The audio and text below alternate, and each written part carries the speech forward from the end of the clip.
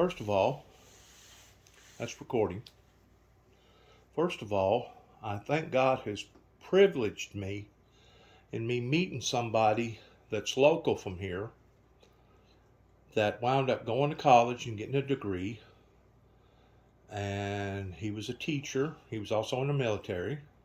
And he's written 4 or 5 books. And it's going to be an answer to my prayer towards me being able to put my material together and basically put my autobiography out to the people towards just exactly all the things that I've been through pertaining to this government. I consider that being a blessing. Is he like an editor so you can? He's good. Is that what I'm saying? He's so good the average person would think that he's scramble-brained. Oh, okay. But he's really editor, right? he's really that highly intelligent. Right. Journalist. Well, he just knows so much, Uh-huh. and it's hard for him to stay on some little track because he's all over the board. You know what I'm saying? Yeah. Kind of hard for you to keep up with him, really. But anyways, I noticed that you hadn't got a storm shelter yet. I noticed that you hadn't got security cameras yet.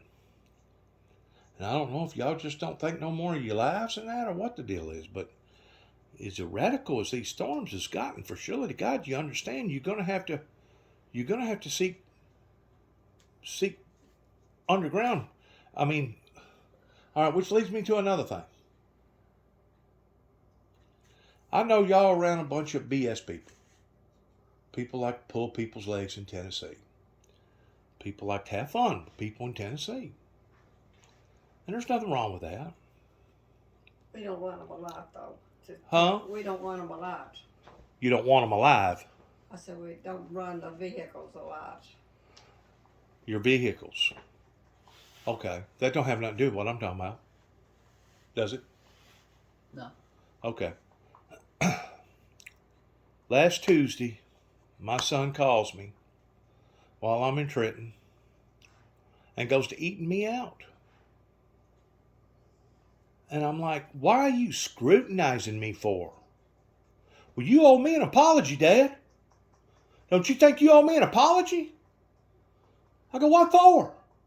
Well, you told me about us being $30 trillion in debt, and he went through this big long spiel about money and this and that and all this different equations and stuff. Then he said, there ain't going to be no war. All that stuff over is just a bunch of, it's just a figment of your imagination. It's a bunch of hype. Well, one of the reasons why that I was so concerned about the war is because I've tried for 30 plus years to prevent from a nuclear war happening. Okay? And it's not just my primary purpose for God anointing me with the ministry that He's called me into, but that was one of the reasons. Plus, he's dating a girl from Ukraine, okay? Oh, gee. And she's got family still over there. Sisters and brothers and uncles and dads and moms, okay? Well, guess what he done? He immediately sided with Russia. Well, Russia got this and Russia got beat out of that and Russia this and Russia that. And I'm thinking to myself, it literally got me so upset that I was shaking like that. My blood pressure went up, and I hung up on him. I did. I hung up on him. Well, you should have hung up on him and talked like that to you. Well, I mean, I tell you what really hurt me was whenever I asked him, I said, Nicholas, you're upsetting me. I said, do you care if you drive me off into a coronary arrest? He said, well, that depends. And I thought to myself, anybody that's going to answer me that way, I don't need to be talking to them, do I? That's right. That depends. Yeah. You got your beliefs and he's got his beliefs. Well, 24 hours after I got chewed out, World War III broke out over there. Yeah, we figured it hit like Just listen to after me. the Yeah, Olympics. World War III has broke out over there, and it's only escalating, okay? So I get a telephone call about 2 hours ago. First time ever apologizing. Dad, I am so sorry. You was right. I go, I told you I was right. I go, you've the one that had your head up your butthole, not me. He just got through being called down because he's associated with Homeland Security because of the equipment that he uses, and he takes up so much of the road. I mean, he's considered part of the infrastructure because he operates a piece of equipment worth a couple $1 million just for one truck, just for one deal. And also, he's associated with Corps of Engineers because of his infrastructure plan. Well, last week he was telling me about this multi-million-dollar deal that he had over in the Ukraine area because his company is invincible and they're all over the world and they're one of the biggest, strongest companies. Guess what happened? They called him down. They called him up there in the mayor's office. I mean, the mayor's office up there in Memphis, which is basically the same thing as the governor's office. Yeah. They said, well, that deal is off the table, and we're recommending for you to get at least 20,000 gallons of extra fuel. We're recommending for you to get lots of batteries. We're recommending for you to do this, and this, and do it now.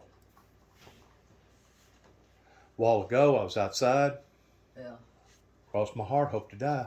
I looked up, seen an AWACS coming. Looked like coming from Washington.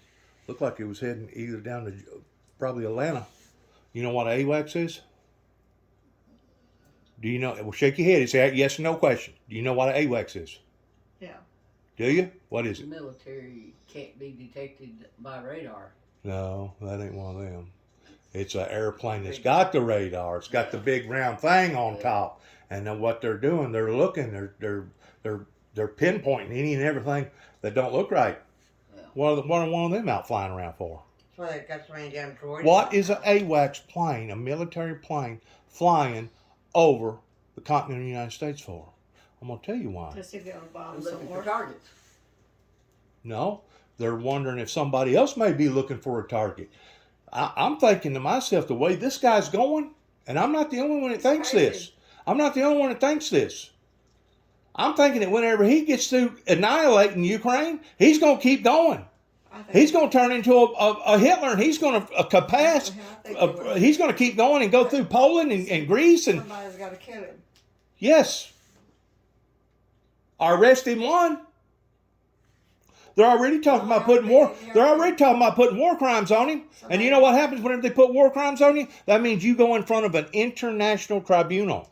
That means whatever that they decide on doing to you, they still got people to this day that's been in jail for all their lives over the deal that happened in the Nazism, the Jewish Holocaust. I think most of them are dead. I was going to say most of them are dead, but there's still a couple that's still hanging in there. I mean, whenever they give you life without parole, you're going to do life without parole, and usually you do it down in Leavenworth or a place like Leavenworth. Yeah.